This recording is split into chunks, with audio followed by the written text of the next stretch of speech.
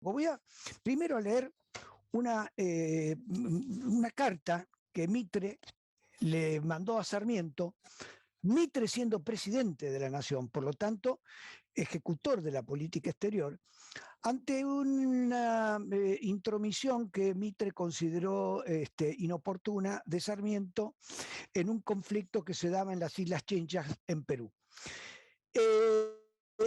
Y Mitre le dice que la verdad era que las repúblicas americanas eran naciones independientes, que vivían de su vida propia y debían vivir y desenvolverse en las condiciones de sus respectivas nacionalidades, salvándose por sí mismas o pereciendo si no encontraban en sí los medios de salvación, que era tiempo ya que abandonásemos esa mentira pueril de que éramos hermanitos y que como tales debíamos auxiliarnos enajenando recíprocamente nuestra soberanía. Y le aclara esto Mitre a Sarmiento. Nada que ver con las Naciones Hermanas de América. Carlos Pellegrini, muchos años después, y dando una conferencia, dice, he seguido ligeramente la acción colectiva e individual de los británicos a través de nuestra historia y tratando de hacer resaltar la influencia que han ejercido en nuestro desarrollo político y económico, llegó el momento presente en que creo excusado deciros lo que significa para nosotros su concurso, puesto que su esfuerzo está asociado a todas nuestras grandes empresas y es la Gran Bretaña la nación con la que mantenemos las más importantes y valiosas relaciones comerciales. Somos los aliados económicos de Inglaterra, alianza que suele ser más eficaz que la verdadera alianza política. Muchos años después, Federico Pinedo, y en otra etapa de la historia, decía, para la Argentina, como para los demás países del continente, el panamericanismo ha dejado de ser un ideal, que se puede a voluntad aceptar o rechazar. Es una condición esencial de la prosperidad y aún de la simple existencia vegetativa de estos pueblos como naciones libres. Y en otra parte, el mismo Pinedo observa lo siguiente. El Brasil y la Argentina, dentro de la comunidad americana, deben hacer lo necesario para estar en condiciones de organizar su vida y asegurar su futuro, etcétera, etcétera. Luego Perón habla del ABC, Onganía habla de las fronteras ideológicas.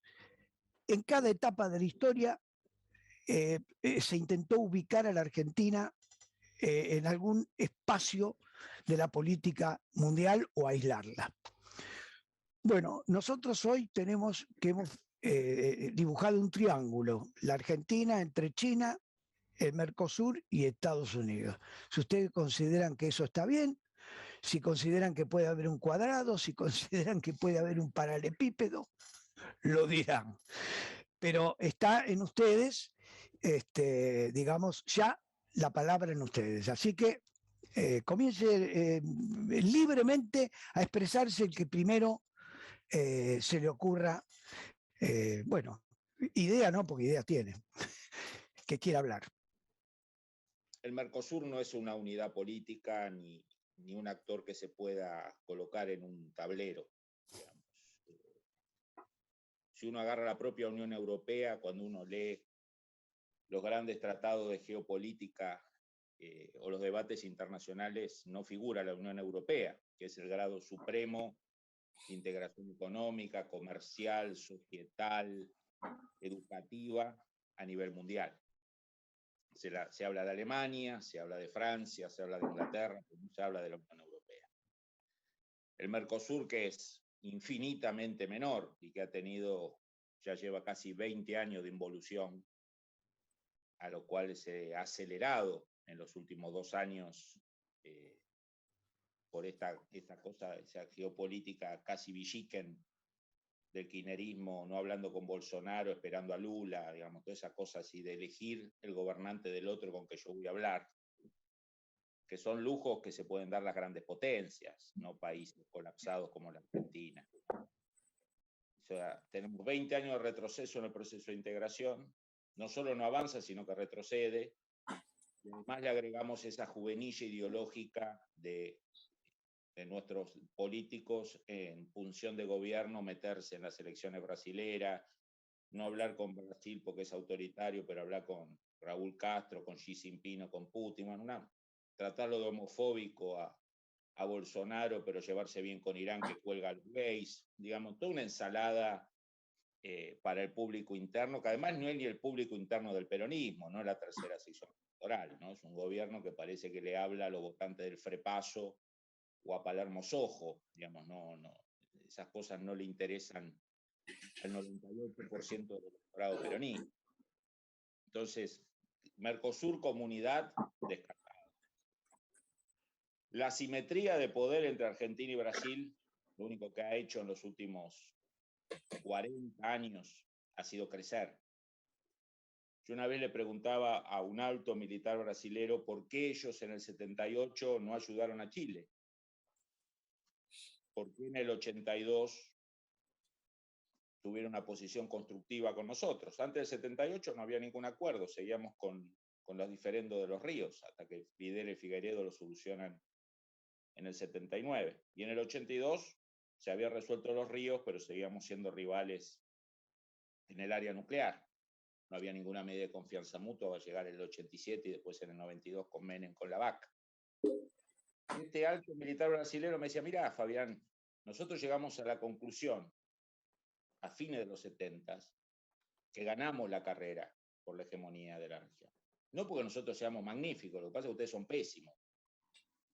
¿Y cuándo llegamos a esa conclusión? Cuando vimos que eran ingobernables con cualquier modelo.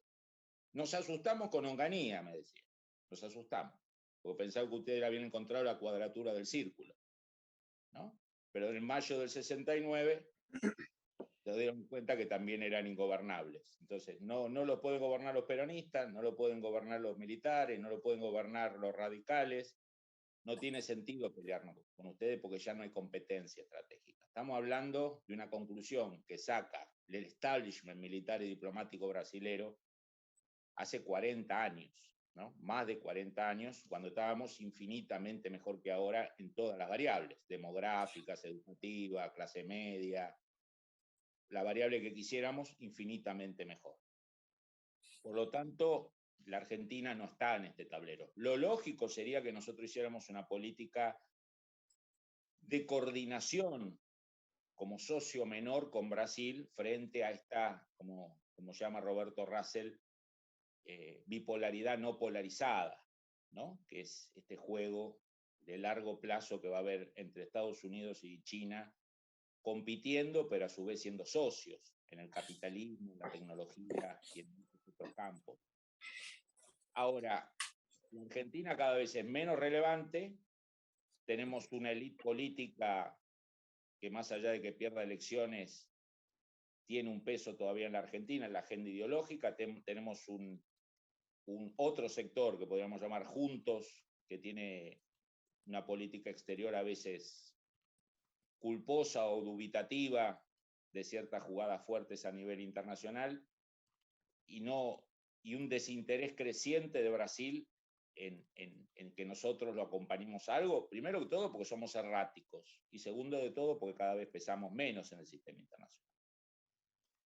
Tenemos, en síntesis, tenemos una bipolaridad ascendente con un tercer actor que es un spoiler, que es Rusia, pero no es un rival estratégico de Estados Unidos que lo quiere desplazar, pero Rusia también va a meter sus reales en la región, mediante inteligencia, mediante seguridad, mediante venta de armas. Es un actor que está presente, como uno puede verlo en Rusia, uno lo puede ver en Cuba, pero el gran actor va a ser China. Y Estados Unidos tomó la región como dada desde que se transformó en el hegemón hemisférico a fin del siglo XIX, principio del siglo XX, y solo reaccionó 2 veces con una gran estrategia cuando sintió que había amenazas a su supremacía. Una fue en la década del 30, con Roosevelt y la política del buen vecino, que tuvo como epicentro acercarse a la Argentina. Vino Roosevelt, se hizo amigo de Justo, se hizo amigo de Ortiz. Hay un libro maravilloso en Estados Unidos de las cartas entre Justo y Ortiz, donde Ortiz en noviembre del 39 lo invita a Roosevelt a entrar juntos en la guerra contra Alemania, y Roosevelt le contesta: esperame que gane la elección del 40 y entramos juntos. Después Ortiz se queda ciego, Roosevelt le manda a su médico personal, no lo puede curar, llega a Castillo y después sabemos cómo termina la novela, ¿no? Y la otra, la década del 60, con el marxismo-leninismo en Cuba, contrainsurgencia, Kennedy, la Alianza para el Progreso. Yo creo que estamos frente a un tercer momento. Esta vez Estados Unidos va a desarrollar una gran estrategia, no sabemos cómo se va a llamar, no sabemos qué componente va a tener, pero siempre las grandes estrategias tienen componente económico, financiero, político, cultural y militar. Tampoco tenemos muy claro dónde va a ser la región del epicentro. En el 30 fue Argentina y el sur de Brasil. En el 60 fue el Caribe, Centroamérica, con la teoría del dominó. Si caía Cuba, caía México, si caía Vietnam, caía Japón, que terminó siendo una teoría falaz, pero que guió la política americana. Ahora, mucho indica que nosotros en el Cono Sur podemos ser el escenario de esa jugada. China no tiene la capacidad de meterse a jugar fuerte en México, en Centroamérica, en el Caribe. Ahí Estados Unidos todavía tiene muchísimo peso económico, financiero, político, etc. Pero tiene más margen China en los países del Cono Sur, que a su vez son los grandes proveedores de commodities. Brasil, un mega productor mineral, un mega productor de alimentos, y Argentina, más allá de todos los desastres que hacemos, productor de alimentos, eventualmente, si hacemos la cosa bien en Vaca Muerta, productor de energía y productor de minerales, si se quiebran algunos lobbies ecologistas en las provincias. A lo cual hay que agregar que hay una tendencia, con Roberto Russell estamos haciendo un paper para un congreso, lo llamamos la periferia penetrada, ¿no? Donde China está penetrando la periferia de Estados Unidos.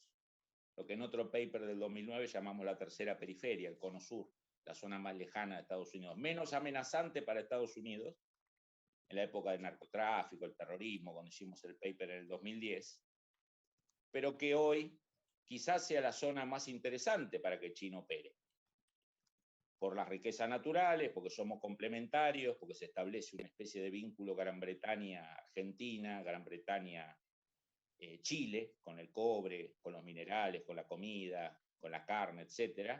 Y además porque hay una élite que lo invita a China. Es una penetración por invitación también. Si ustedes se fijan en el discurso de la izquierda chilena, se fijan en el discurso del kirchnerismo y se fijan en el discurso del PT, esta idea que atrás del lawfare, que atrás de las denuncias de corrupción, atrás de las investigaciones de corrupción, atrás de la republiqueta de Morondanga, como le dice Cristina, está Estados Unidos. Uno habla con un dirigente del PT y te dice: Moro estudió derecho internacional, derecho sofisticado sobre cuentas en Estados Unidos. Moro fue entrenado en Estados Unidos para descubrir lo de Odebrecht, para descubrir lo de Lula. La culpa la tiene la justicia americana. Acá en la Argentina también, si me pasa algo, miren al norte, ¿no? Cristina y otros tantos.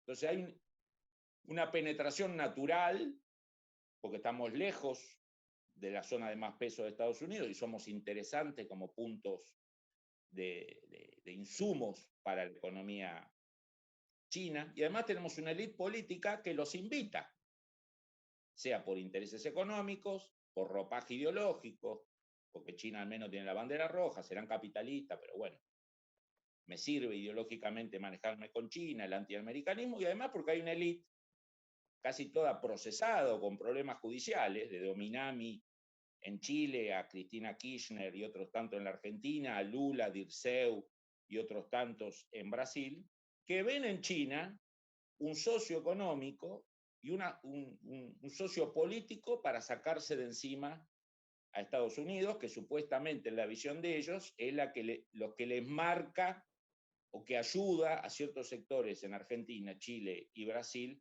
a descubrir casos de corrupción, ¿no? Entonces me parece que tenemos un escenario complicado. ¿En qué sentido? Que Estados Unidos si desarrolla lo que nosotros pensamos que va a desarrollar, que es una gran estrategia, con palos y zanahorias, y la Argentina no sabe manejarse inteligentemente en esta bipolaridad y se desbanda por necesidades judiciales o taras ideológicas de sus dirigentes, los castigos pueden ser grandes. Y además porque el peso de Estados Unidos se ve en nuestra vida cotidiana. Nuestros hijos no nos piden Navidad yuanes, nos piden dólares. La gente no mira el tipo yuan peso, mira dólar peso. Y la semana que viene el gobierno va a estar prendiéndole una vela a Guzmán en Washington y prendiéndole otra vela que Estados Unidos no destituya a Cristalina en el FMI. O sea, es una semana clara donde queda en claro el peso de Estados Unidos. Pero aún así, si ustedes se fijan, todas las movidas del gobierno, empezando por las vacunas, fue excluir a Estados Unidos, ¿no? Que fue la gran decisión fatídica de que por un atar ideológico, por intereses o por lo que fuera, se resolvió alegremente que ningún joven argentino menor de 18 años tuviese vacunas. O sea, 10 millones de personas. ¿No? Y eso fue una decisión política. Como dijo Cristina el 24 de marzo del 2021, para de Estados Unidos nos gusta Disney, pero las vacunas rusas y chinas. ¿No? La idea de Estados Unidos es para ir a divertirte con Néstor y ver vidrieras. ¿No? Cerrando, no hay un triángulo Mercosur, China, Brasil, hay un triángulo totalmente asimétrico por el mini tamaño nuestro. No, digamos, no hay un triángulo, hay dos grandes imanes y un pequeño clavito que no sabe para qué lado ir, en el caso argentino. En el caso de Brasil es otra estatura, otro nivel, otro tamaño, y con estructuras de poder que evitan grandes desbandes. No se lo permiten a Bolsonaro ni se lo van a permitir al sucesor de Bolsonaro. Bueno, gracias por escuchar. Bueno, seguramente Claudio se ha ido porque tuvo la audacia de invitarme a hablar en esta ocasión y yo tuve la audacia de aceptar. Ustedes saben que yo no soy un experto en relaciones internacionales, ni muchísimo menos, que tengo alguna competencia en economía y punto, nada más, pero tengo algunas ideas que me gustaría compartir sobre esta materia, algunas ideas que arrastro desde siempre, pero para exponerlas he tenido que abastecerme de algunas lecturas. En particular, estuve leyendo, ya desde hace tiempo, vengo leyendo a Graham Allison, que acá lo tienen un libro, probablemente ustedes lo conozcan, es un libro excelente, que recomiendo la lectura. Ahí me ha sido muy útil para ubicarme en esta coyuntura, en la coyuntura de la trampa de Tucídides, en la que el mundo ha caído en los últimos 10 o 15 años aproximadamente. Y también voy a recurrir a una persona que me inspiró mucho, que falleció el año pasado, que es Carlos Secudé, y su realismo periférico, su Realpolitik, y también una ponencia de Felipe de la Balse en agosto ante la Academia Nacional de Ciencias Políticas y Morales. Entonces, sobre eso, entonces yo he tratado de armar mi posición y de expresar lo que creo al respecto, y le he resumido en 4 páginas que les voy a leer, y creo que esto entra perfectamente en los 7 minutos asignados, ¿no? Como les dije inicialmente, yo creo que no hay duda, y hay muchos factores que así lo corroboran, que el mundo ha caído en una nueva trampa de Tucídides en los últimos 10 o 15 años. Factores que lo corroboran son la disputa de los Estados Unidos con China respecto de Huawei y la tecnología 5G. Otro factor que también lo corrobora es la muy reciente alianza de los Estados Unidos con Gran Bretaña y con Australia, bajo la sigla del AUKUS, ¿no? Para preservar la estabilidad de los mares del sur y del Extremo Oriente.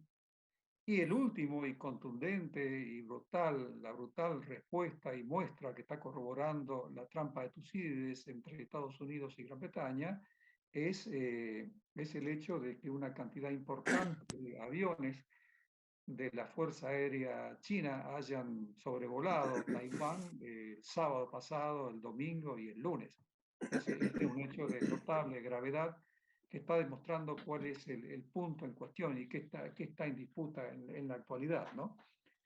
Bueno, muy bien. Entonces, ahora paso a leerles lo que yo creo. Sin duda, China presenta enormes oportunidades comerciales y de inversión directa para la Argentina, no hay cuestión, pero también es cierto que esta trampa de Tucídides o este enfrentamiento entre una potencia ascendente y una potencia dominante ha trazado líneas rojas que la Argentina debería cuidarse de cruzar.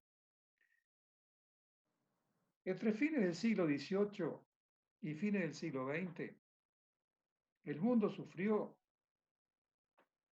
10 trampas de Tucídides. 7 se resolvieron por la vía de la guerra. Y en 3 el mundo logró escaparse a la guerra. Después de cada guerra surgió una nueva potencia hegemónica o se consolidó como potencia dominante la que era hegemónica en detrimento de la potencia emergente. En la historia de la guerra del Peloponeso, Tucídides identificó la causa de esa guerra y fijó los términos de la trampa que lleva su nombre. Él dijo en una frase sumamente perceptiva: fue el ascenso de Atenas como potencia comercial y naval y el temor que este hecho provocó en Esparta lo que hizo que la guerra fuera inevitable.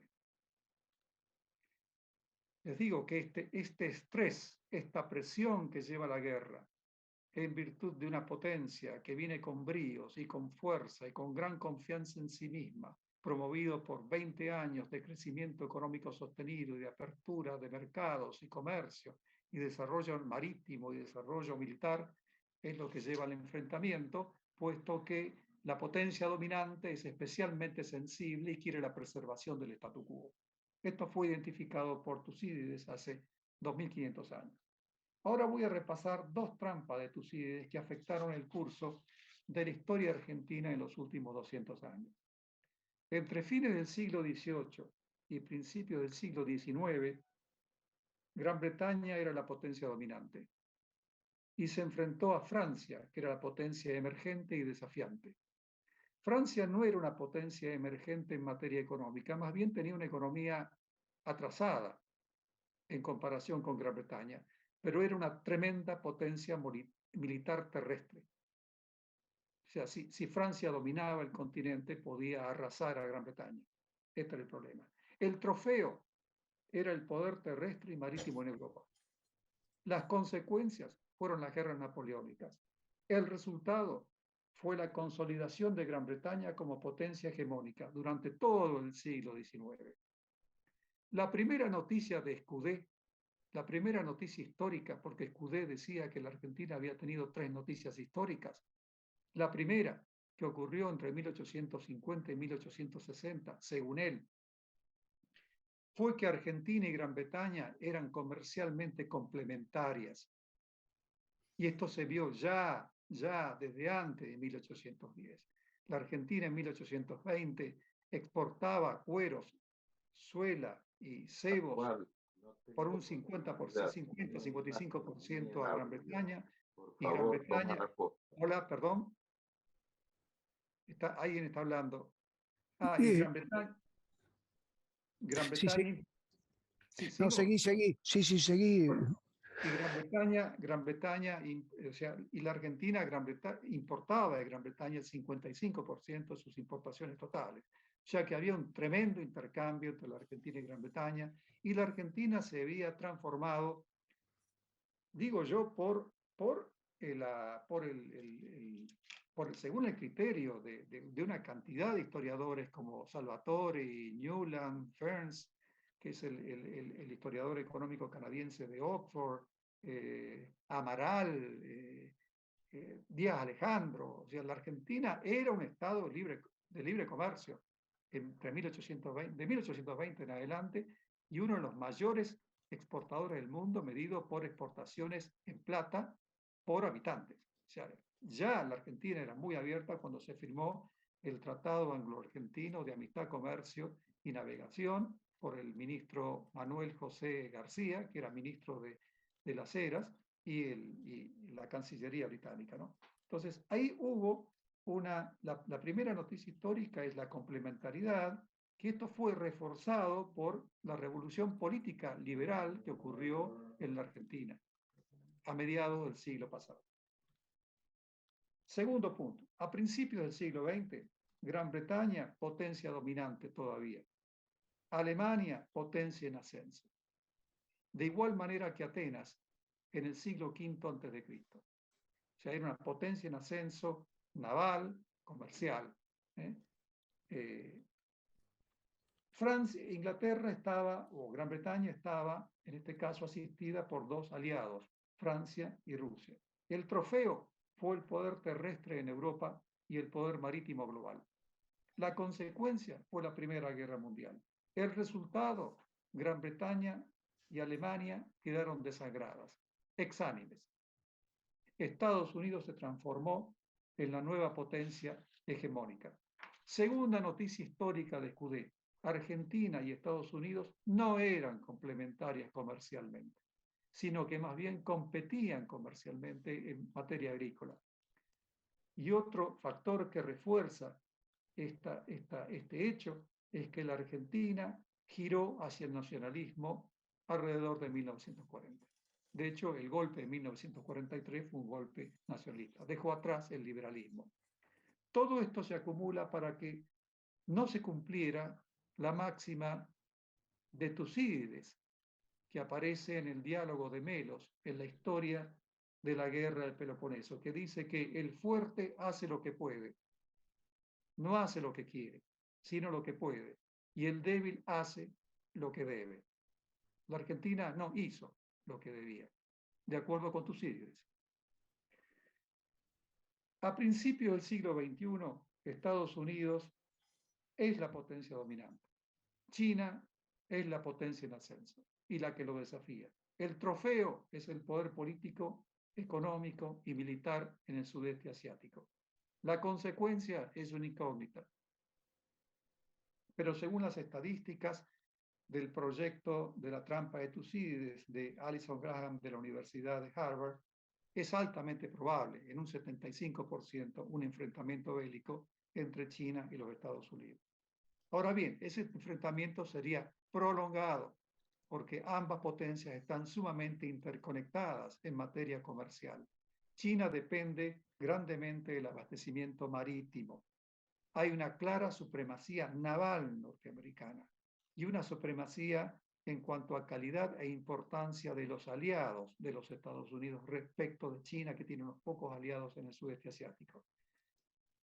También existe el factor disuasivo importante de la guerra nuclear. Y asimismo, o en contra de esto, balanceando todo esto, no hay que olvidar que China produce en la actualidad el mismo PBI valuado en dólares corrientes que Estados Unidos. El PBI per cápita obviamente es inferior, pero la masa del PBI sobre la cual el Estado chino recauda impuestos y financia la futura guerra y las Fuerzas Armadas es igual que el norteamericano.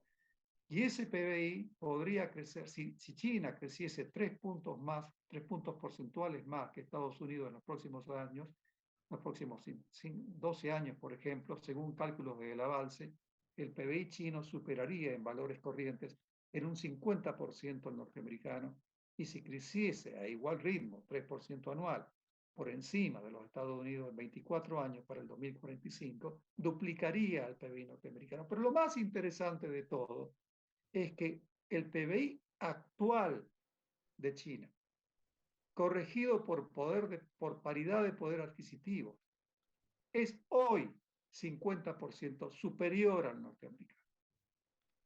Y según los analistas militares, el PBI que cabe evaluar es el PBI corregido por paridad de poder adquisitivo, porque esto muestra la verdadera capacidad de producción militar de China. O sea, tiene costos mucho más bajos. Produce el mismo PBI en valores corrientes, pero con costos mucho más bajos.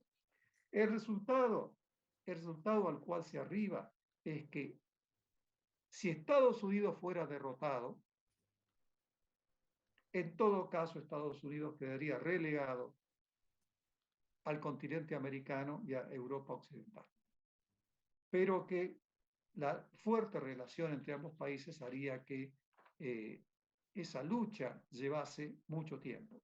La tercera noticia histórica, según Escudé, es que Argentina y China son complementarios en el campo comercial, reforzado por la idea de que, siendo China el nuevo poder hegemónico, la Argentina, sea liberal o sea nacionalista, acá ya la grieta no cabe, obedecería la máxima de Tucídides y haría lo que debe. Es decir, comerciaría con China y aceptaría inversiones externas directas de China. Ahora, las consecuencias y las sugerencias políticas. Y acá yo me fundo mayormente en De la Balse. De la Balse dice, en estas circunstancias, el mundo se vuelve conflictivo, tumultuoso y riesgoso para una potencia media. Comparto el punto de vista de quien me precedió. La Argentina hoy no es ni potencia media, tiende a la insignificancia. Pero con una inyección de estabilidad y buena suerte, la Argentina podría ser una potencia media en el plazo de 25 años. Las potencias rivales, en estas circunstancias, se vuelven muy sensibles a las iniciativas de las potencias medias, sobre todo en cuestiones de seguridad y tecnología de punta. Beneficiarse de la competencia de dos grandes potencias, dice la Balse, no es fácil. Si no, vean el caso de la Argentina en la Segunda Guerra Mundial o vean el caso australiano hoy. Australia exporta el 35% de sus exportaciones directo a China. Sus gobernantes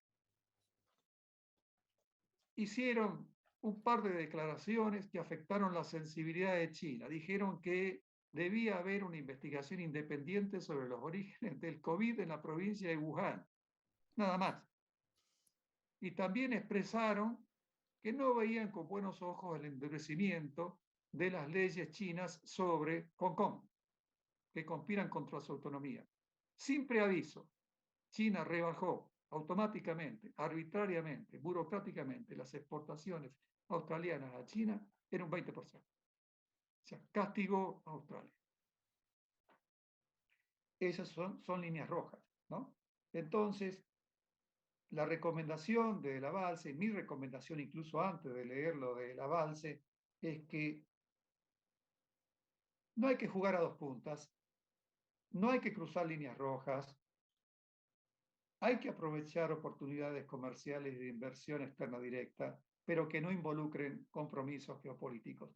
Y como remate diría yo que sigo creyendo que la organización interna argentina sigue siendo el gran problema argentino y lo que nos lleva a la insignificancia. O sea, más importante para nosotros es abrir la economía argentina, es resolver nuestra inestabilidad crónica mediante un ancla externa, que los problemas externos.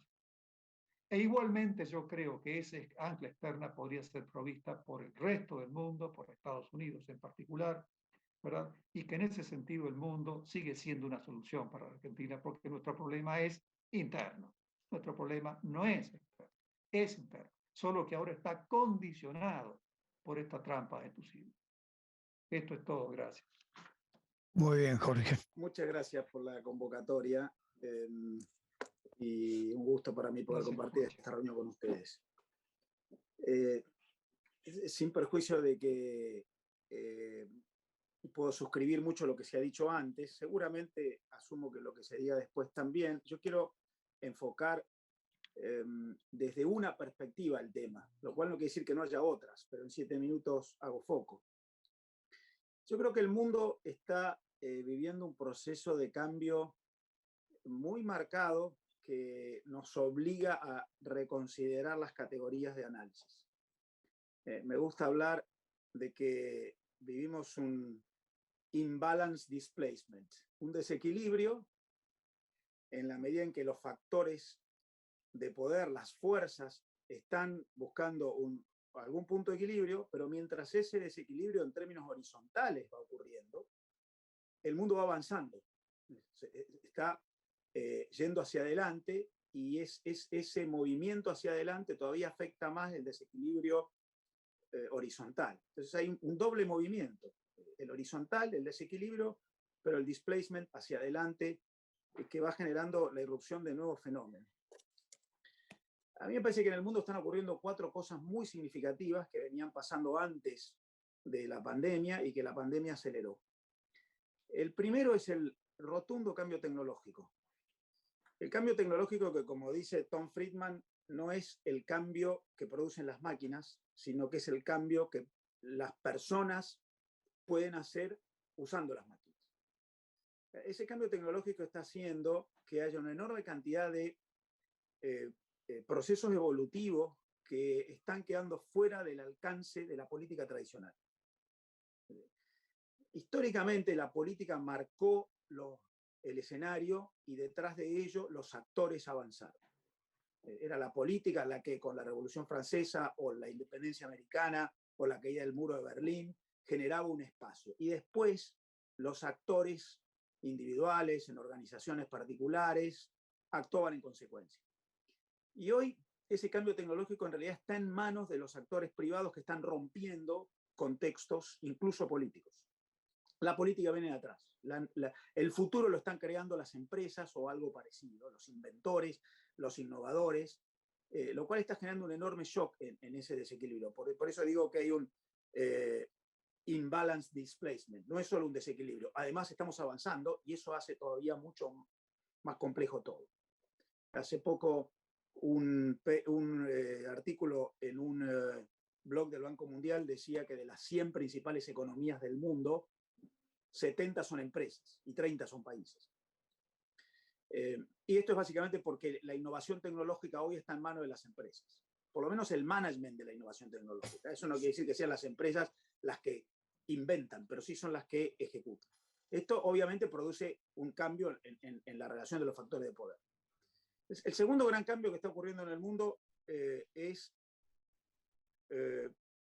bueno, ahí planteé 2, el cambio tecnológico y la enorme influencia de los actores no políticos, no gubernamentales. Esos actores no gubernamentales, el segundo cambio, además están generando vínculos en nuevas redes.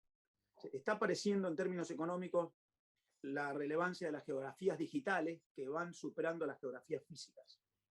Y la World Intellectual Property Organization habla de que las viejas cadenas globales de valor, entendidas como procesos de ensamblamiento físico en la maduración productiva, están cediendo ante lo que llaman las Global Innovation Networks, que en realidad son espacios de vinculación entre regiones, ciudades, nodos que se vinculan con el resto del mundo más que con los propios países a los cuales pertenecen. Silicon Valley se vincula más con Asia que con los Estados Unidos. Incluso ocurría eso cuando Trump impulsaba la guerra comercial contra China. De modo que, 1, cambio tecnológico, 2, la irrupción de actores no gubernamentales que van creando incluso espacios públicos no gubernamentales. La aparición de nuevas tecnologías como el blockchain, que genera una nueva industria en el mundo, que es la industria de la verdad, genera algo que el mercado está creando para competir contra lo público. La verdad siempre fue pública, era un sello oficial. Bueno, hoy una certeza en blockchain está generando espacios públicos no gubernamentales que van creando disrupciones enormes en términos internacionales y que llegan a la aparición de esto de las geografías digitales. Esas son la primera y la segunda. El tercer cambio que ocurre en el mundo es, como se mencionaba en las intervenciones anteriores, la creciente influencia de la geopolítica en la economía internacional. Claramente han planteado ustedes las dificultades que hay entre Australia y China, muchas otras. El Brexit, que puede haber surgido un poco de casualidad, pero sin embargo está siendo utilizado como instrumento de geopolítica, tiene una explicación. Y tiene una explicación la nueva configuración de los ejes de poder vinculados a lo económico en Asia. Y probablemente tiene una explicación esta idea de Brasil de salir a actuar más como un global player que como un regional leader. La geopolítica está influyendo demasiado, la reconfiguración del NAFTA tiene que ver con eso, y hasta la línea de subsidios que el gobierno japonés lanzó para favorecer a que empresas japonesas tengan menos proveedores chinos y más proveedores del resto de Asia tiene que ver con eso. Huawei, por supuesto, es un paradigma, pero definitivamente hay muchos otros. Y cierra este cuadrado, el cuarto cambio que vincula a los anteriores 3, es que en el mundo la globalización está cambiando de paradigma y el motor principal ya no es la eficiencia, los menores costos, la escala, sino que es la innovación. Por lo tanto, estamos en un mundo en el cual, ya sea por la capacidad de los nuevos actores, que son las empresas, los grandes ganadores de este momento son las empresas. Empresas en el sentido figurado, ¿no? Digo, en el sentido amplio, no solamente las que cotizan en el Standard & Poor's 500.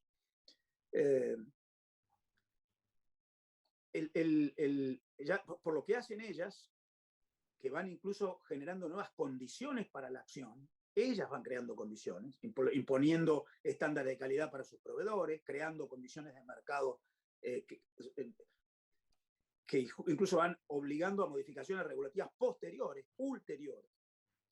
Bueno, esto en muchos casos está haciendo que los pactos de vinculación entre los países, lo que eran los tratados de libre comercio, que hasta hace poco tenían como principal factor principal razón, principal motivo, la reducción arancelaria, hoy es en realidad la creación de confluencias regulatorias, estándares comunes, normas de calidad, normas ambientales, normas sanitarias, normas sociales o laborales, o de cómo producimos o comerciamos o cómo trabajamos, y hasta estándares vinculados con el management y la gestión. De modo que yo creo que el mundo, la globalización está viviendo en el inicio de la tercera década del siglo un nuevo contexto con esas 4 grandes tendencias. El cambio tecnológico, que es básicamente de tecnologías blandas, no de tecnologías duras. Innovación. La aparición de las empresas como grandes actores, empresas que se alían en redes, Global Innovation Networks, que incluso crean nuevas geografías digitales. La geopolítica, que influye, y la generación de confluencias entre países que se alían no ya solamente para bajar aranceles y bajar costos, sino para crear estándares comunes que van creando clubes de amigos. Y según el club de amigos al cual uno pertenezca, estará más sometido o menos sometido a esos estándares a los que me refiero. Según el Comtrade de las Naciones Unidas, 2/3, el 65% de todos los productos que se comercian entre los países en el mundo hoy, no existía como tal a fines del siglo XX. Es una innovación absoluta, abrupta. Esto tiene que ver con un cambio en lo que podemos entender como la globalización económica. Y ahí me parece que es donde la Argentina tiene un problema de sintonía.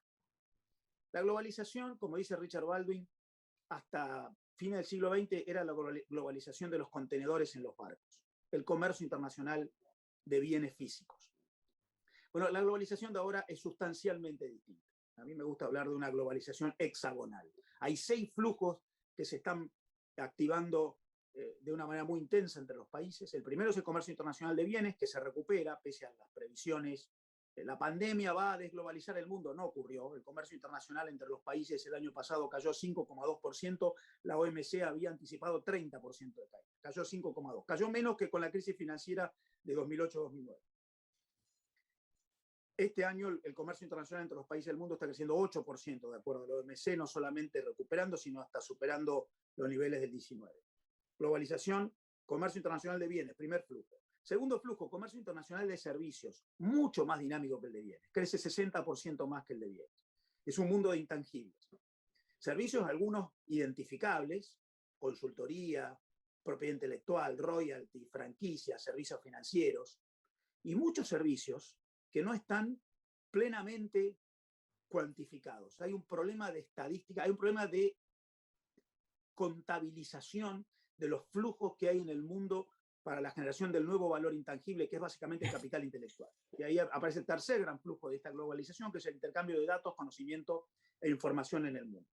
Comercio internacional entre los países creció en lo que va del siglo un poco menos de 200%. El intercambio de datos, flujos de información, conocimiento en el mundo a través de las nuevas tecnologías creció 1.400 veces. La generación de capital intelectual, entendida como el conocimiento como principal motor de la economía, es hoy el gran motor de la globalización. Tercer gran flujo. El cuarto gran flujo vinculado con esto es el financiamiento internacional, que es financiamiento incluso de actores nuevos, mucho más dinámicos, fondos muy flexibles que apoyan proyectos muy nuevos. El adicional flujo es el de inversión extranjera directa, que está mucho más enfocado en proyectos nuevos. De modo tenemos bienes, servicios, datos, información y conocimiento, financiamiento, inversión extranjera directa, y el sexto es el de las migraciones, pero sobre todo el de las telemigraciones. O sea, la gente operando más allá de las fronteras desde un país para otro y formando una nueva red de acción en la cual, como dice Baldwin, la nueva globalización no es about what we make, sino about what we do. Son redes de enormes flujos de generación de nuevas realidades. Este nuevo escenario, por supuesto que cambia no solamente los roles de influencia de los países, sino la relevancia de los actores. Hay una enorme cantidad de actores no gubernamentales que incluso crean redes entre sí, son espacios públicos no gubernamentales, generando instrumentos adecuados, por ejemplo, como digo, blockchain, sino que en mi opinión además exacerba la diferencia entre los que lideran y los que vienen atrás. Si la globalización generó en los últimos años del siglo XX y los primeros del siglo XXI un achicamiento de la distancia entre los líderes y los emergentes, bueno, da la sensación de que eso, por la exacerbación de esta nueva digitalized global knowledge economy, esa distancia se va ampliando aún más.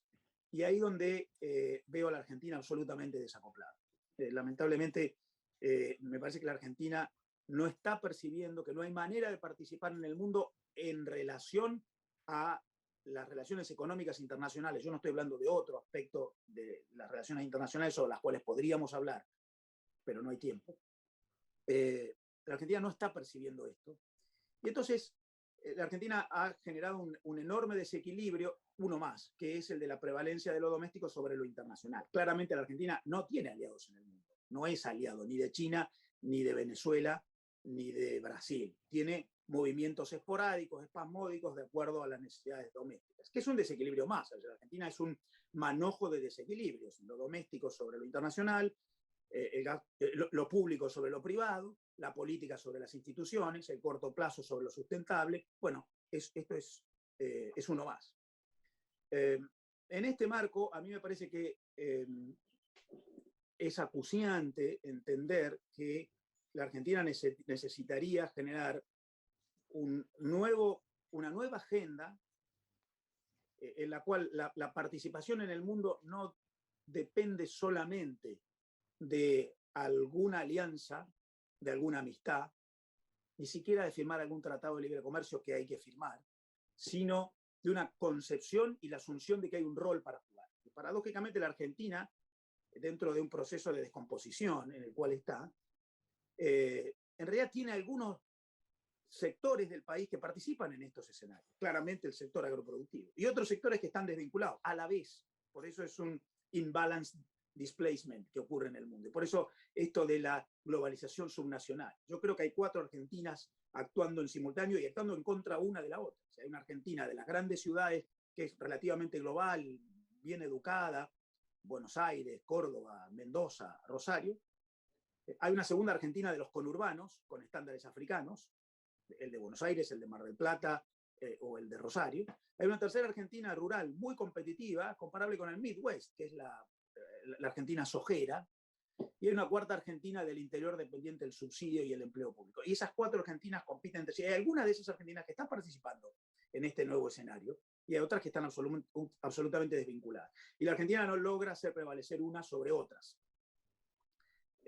Pero claramente todo el complejo de la economía agrocentrada, no me gusta hablar de la economía agropecuaria, porque es una antigüedad. Propio de lo que ocurre en el mundo hoy es que se van borrando los límites entre las disciplinas. Yo creo que la Argentina no es una economía agropecuaria, es una economía agrocentrada. La producción de pickups forma parte de la economía agrocentrada.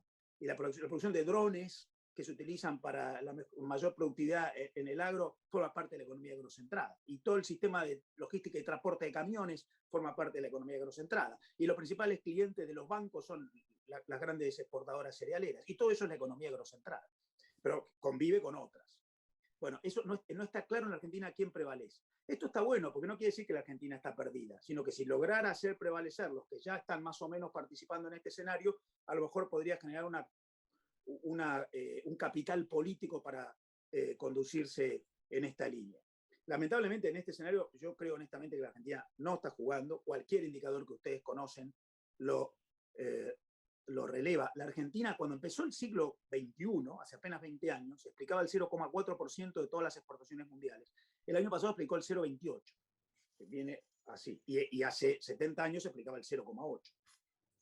La Argentina perdió en 30 años 1/3 de su participación en el total de exportaciones latinoamericanas. En el año 90 explicaba el 8% de todas las exportaciones de Latinoamérica. No estoy hablando del mundo, me estoy comparando con los vecinos. El 8%, hoy explicamos el 5%. De modo que hay todo un proceso que, en mi opinión, no se resuelve sin una visión general de participación en ese escenario internacional cambiante. Yo creo que hay 4 grandes asignaturas para adelante que no voy a desarrollar porque no tengo tiempo, pero la Argentina necesita, por supuesto, ordenar la macroeconomía. No se puede jugar en el mundo con la macroeconomía desordenada. En segundo lugar, lo que necesita la Argentina es un nuevo pacto institucional. La Argentina necesita que los contratos se cumplan, que el derecho de propiedad tenga vigencia, que las garantías estén resguardadas, que si uno tiene un conflicto, los jueces resuelvan en base al principio de legalidad. Un pacto institucional. En la Argentina prevalece la política sobre la institución. Es muy difícil actuar a largo plazo sin ese segundo requisito. Tercer requisito es un cambio regulatorio. El sistema regulatorio argentino prohibicionista genera una rigidez incompatible con lo que yo mencioné al principio. Y el cuarto es una arquitectura internacional. Acuerdos internacionales modernos que no sean, insisto, solamente tipo Mercosur, bajamos aranceles y terminó. Hoy Argentina ha pautado con Brasil bajar el 10% promedio del arancel común del Mercosur, absolutamente irrelevante. Lo que hay que hacer es jugar en una nueva arquitectura con pactos de la modernidad propia del escenario de la tercera década del siglo. Pero bueno, da para ampliar, les agradezco la atención y seguimos charlando. Gracias a vos, Marcelo, muy bien. Bueno, Andrés, tu turno. Después de estos oradores no es fácil. Bueno, yo hice unos pequeños apuntes acá. El escenario internacional se caracteriza porque abandonamos un orden internacional y todavía no hemos armado el orden internacional que lo va a suceder. Y por lo tanto la situación es sumamente fluida. Y ese es el primer dato. El segundo, que en la conformación de ese nuevo orden mundial, que todavía no conocemos, también resulta claro que la disputa no va a ser entre a ver qué gran potencia va a encabezar ese orden mundial. La disputa principal y previa va a ser ¿cuál orden mundial? Porque hay más de un enfoque, hay más de un orden mundial discutiéndose. Hay visiones contrapuestas, donde es difícil ponerle un nombre todavía, pero podríamos decir que una visión sería la de quienes procuramos mantener el orden mundial que era tradicional, evolucionándolo, mejorándolo, y quienes son directamente antisistema. De manera que va a haber una lucha entre sistema y antisistema. Y recién después alguien va a ver quién lidera el orden internacional. Ese es el segundo factor en cuenta. Y lo que acaban de decir 2 de ustedes, cualquier hoja de ruta que haga la Argentina en lo internacional, lo primero que necesita definir es internamente. ¿Qué vamos a hacer internamente? Un país no puede definirse internacionalmente si no está claro adentro. Y nosotros ya sabemos que los antisistemas son básicamente ideológicos. En cambio, los que no somos antisistema, en general, le damos mucho más importancia al factor de los intereses nacionales.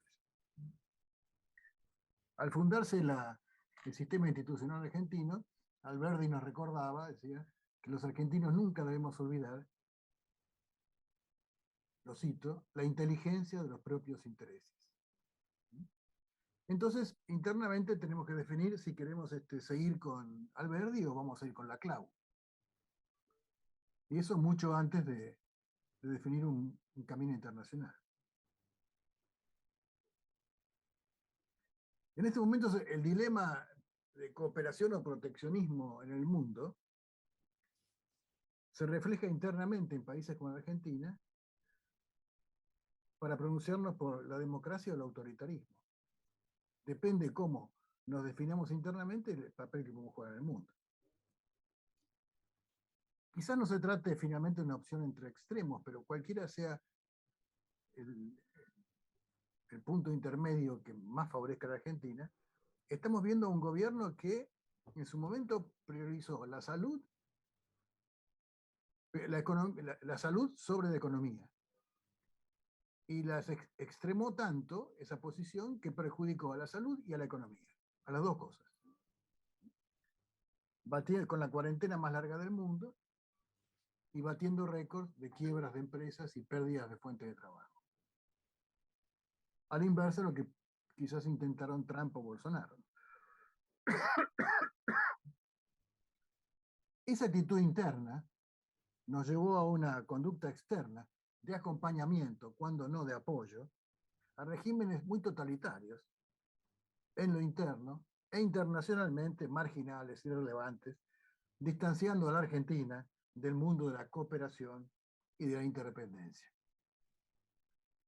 El nacionalismo resultante en Argentina y en otros países similares nos retrogradó a un concepto supuestamente de soberanía y terminó funcionando como el maquillaje de regímenes autoritarios que terminaron perjudicando a la Argentina con sus intereses de facción. Tanto la pandemia como la globalización son fenómenos mundiales, globales, y debieron ser tratados como tales. Pero el mundo en general, y las Naciones Unidas en particular, no han ofrecido hasta ahora una imagen que merezca el aplauso. Basta rascar un poco en la pátina de la retórica para comprobar que los poderosos establecieron, en el tema de la pandemia, la vieja norma del sálvese quien pueda, dejando a cada estado librado a su suerte. En Argentina sufrimos un encerramiento supuestamente nacionalista y soberano en las dos dimensiones, en el combate a la pandemia y en la actividad económica. Pero la naturaleza encuentra rápidamente sus propios límites. Cada día menos gente hace caso a las regulaciones estatales en materia de pandemia. Cada día más empresarios abren sus negocios y cada día más personas recuperan sus puestos de trabajo, aún en aquellos casos o violentando normas que aún siguen vigentes. Y se verifica una especie de fuente ovejuna de las pymes. Abren, trabajan y hacen frente a la eventual represalia estatal, que no está ocurriendo. Se verificó este fin de semana hasta en las canchas de fútbol. El Estado puso un límite de espectadores y la gente rompió las puertas y reventó las canchas. Este es un dato social que no puede dejar de tomarse en cuenta. Hemos hablado del Mercosur. En general se habla mucho del Mercosur de su aspecto económico, ¿no? Y muy poco de su aspecto político. Por ejemplo, la vinculación entre el Mercosur y la vigencia de la República y de la democracia en la región. Es una cosa que se valora poco y se habla poco. En general, la izquierda antisistema combate al Mercosur porque lo ven como un peldaño, como un escalón, que nos sirve para insertarnos más en el mundo capitalista. Y eso les impide la llegada a jurásicos iluminados como el chavismo, ¿no? Creo que en estos momentos tenemos como en el orden internacional un notorio vacío de liderazgo. Entre las Torres Gemelas y la pandemia, el último orden internacional entró en rápida disolución. Las grandes potencias no terminan de tomar el control porque la autoridad necesaria para ejercer ese control es una papa caliente que ninguno está en condiciones todavía de retener. Pero se va a terminar reconstruyendo. La multipolaridad puede ser algo recomendable, siempre y cuando sea la multipolaridad de estados empoderados, que conciertan entre sí una reorganización mundial positiva. Pero por ahora, las invocaciones al multilateralismo, más bien son invocaciones de un multilateralismo de manos vacías, más pobladas de reclamos que de propuestas concretas. Argentina es un caso típico. Urge que la Argentina aclare con el mundo dónde está parada y qué puede aportarle al mundo, al menos en lo inmediato.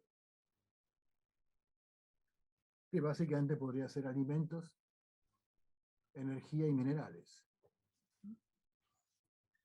Pero lo más importante es que le garantice al mundo que va a hacer todo ese aporte desde una organización política interna que la ponga lejos de todo autoritarismo. Si no hacemos eso, el mundo va a continuar sin tomarnos en serio. Nada más. Bien, muy bien. Bueno, Mariano, ahora sí. Bueno, muchas gracias. Han habido presentaciones muy interesantes, de modo tal que a mí me queda muy poco por comentar. Tomo con mucho valor los aportes previos y diría que efectivamente acá estamos en presencia de un orden global en construcción que naturalmente uno tiende a compararlo con el pasado, ¿no? El pasado inmediato, que es el que uno le permite comparar en qué se parece, en qué no se parece. Bueno, es probable que es una realidad que la Argentina vivió dos órdenes mundiales. Uno fue muy favorable y uno fue muy desfavorable. El primero, creo que Ávila hablaba de este tema, fue el que tuvo lugar en el siglo XIX y principio del siglo XX, en el cual había una economía complementaria con el Imperio Británico, pero además la clase dirigente argentina actuó correctamente. En el siglo XX, sobre todo en la segunda mitad del siglo XX, se planteó un escenario global, un orden global menos favorable para la Argentina, por no decir directamente desfavorable, en el cual además la Argentina cometió errores muy graves. Uno probablemente haya sido el año 42, cuando la Argentina no adhiere a la solidaridad hemisférica que hicieron todos los demás países, y otro error cuyas consecuencias se pagaron y se van a seguir pagando, lamentablemente, fue que la Argentina fue el único país que le declaró una guerra a la OTAN, ni más ni menos, 40 años más tarde, en el año 82. Para hablar de cosas más recientes, podríamos agregar, por ejemplo, cuando el gobierno de Cristina Kirchner firmó un pacto con Irán, o cuando, a cambio de un swap chino, entregó una base en las Malvinas. Pero bueno, para no continuar. Ahora, el orden del siglo XXI en construcción probablemente sea más favorable que el del siglo XX. Ahora, por supuesto, por la irrupción de China como economía primera del mundo, ante la cual la Argentina es complementaria. Ahora, por supuesto, requiere que la Argentina haga las cosas bien, porque nosotros podemos arreglárnosla para que aún con un escenario favorable nos vaya mal. Hoy la Argentina, como decía Marcelo, la reducción de la participación argentina en la economía global es dramática. Hace 40 años creo que llegaba más o menos al 1% del comercio y hoy en menos del 0,4%, no sé, una cosa así. O sea, la Argentina se ha reducido sobre sí misma. Y además la Argentina tiene el problema que como tiene su macroeconomía totalmente distorsionada, totalmente desordenada, la economía argentina, y tiene unas tasas de pobreza espeluznantes, los gobiernos tienen que actuar con un margen de maniobra muy, muy reducido y tomando decisiones de cortísimo plazo. Y eso hace que en una lucha de potencias creciente, que coincido con Ávila que el libro de Allison es un libro muy, muy bueno, el del ejercicio de la trampa de Tucídides, de los casos históricos, donde es altamente probable que no haya una guerra directa entre China y Estados Unidos. Seguramente no la va a haber. Pero sí una competencia estratégica permanente y creciente, con amenazas y con juegos de lo que estamos viendo. En ese escenario, la Argentina es una hoja en el viento. La verdad, la Argentina es un país totalmente débil desde el punto de vista económico y ni hablar desde el punto de vista militar, ¿no? Pensemos el Atlántico Sur es una región que va a adquirir más importancia y nosotros tenemos ahí nuestro reclamo sobre Malvinas, con la dificultad que a partir de la existencia de la base china en el sur, las Malvinas han adquirido mayor importancia de la que ya tenían. Entonces, lamentablemente, estamos más lejos que antes para recuperar las Malvinas, desgraciadamente. En esa situación en la cual la Argentina es una hoja en el viento, con una debilidad estructural enorme en lo económico, en lo militar, en lo estratégico, además nos estamos dando el lujo de no tener relaciones con el Mercosur. Con lo cual, la posibilidad de coordinar y de aprovechar un mayor músculo a través de un esquema de cooperación con Sudamérica, tampoco lo hacemos por razones ideológicas. Y es en ese plano en el que yo creo que este gobierno ha deteriorado mucho las relaciones con respecto a las que había antes, que en el gobierno anterior se habían intentado mejorar en buena medida, en el Mercosur me refiero. Bueno, yo creo que ese es el marco en el que tenemos un orden global que probablemente sea más favorable, tenemos un problema que es que la Argentina ha cometido errores muy graves, puede no cometerlos, puede cambiar, esa es una cuestión política, tenemos una debilidad en lo económico y en lo militar o en lo político, y tenemos el problema del Mercosur que deberíamos reconducirlo y hacer el esfuerzo de que un próximo gobierno, desde mejorando claramente las relaciones con el Mercosur y con Sudamérica en general, desde ahí tengo una plataforma para enfrentar lo que sí es una realidad geopolítica, que es el creciente enfrentamiento entre China y los Estados Unidos. Gracias. Muy bien. Bueno, antes de devolverle la palabra a alguno de los expositores.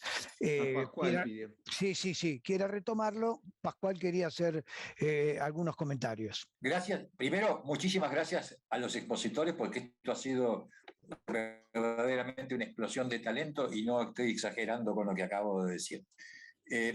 Segundo, tomando partes de lo que algunos han dicho, me gustaría precisar tal vez un par de cuestiones. La primera demandaría un análisis mayor, pero me parece que de alguna manera está implícita en alguna de las intervenciones.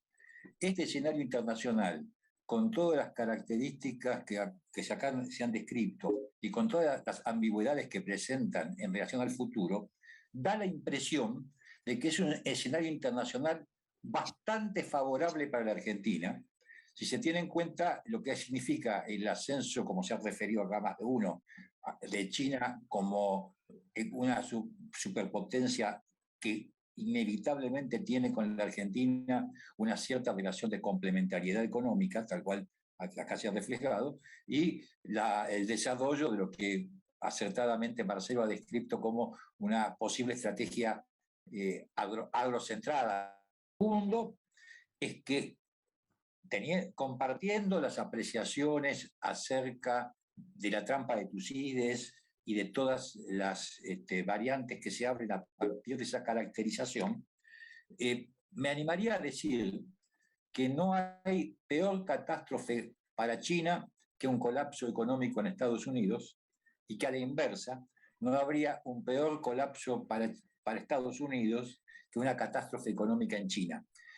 Esto, por supuesto, que lo que hace simplemente es poner un techo, un límite a una competencia y una lucha por el liderazgo y por un conflicto que inevitablemente se desarrolla y seguramente se profundizará en las próximas décadas, pero marcan de alguna manera un punto que tal vez diferencie esta situación particular, de otras situaciones anteriores.